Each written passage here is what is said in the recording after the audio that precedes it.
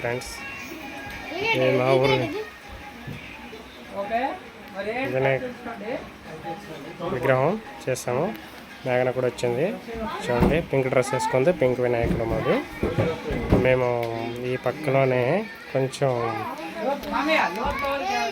లేదులే వాటర్ పడేటట్టు సెట్టింగ్స్ చేసాం, బాగుంది కదా చూడండి. ఇటు సైడ్ ఒకటి సేమ్ డైరెక్షన్లో ఇటు సైడ్ ఒకటి పెట్టాము.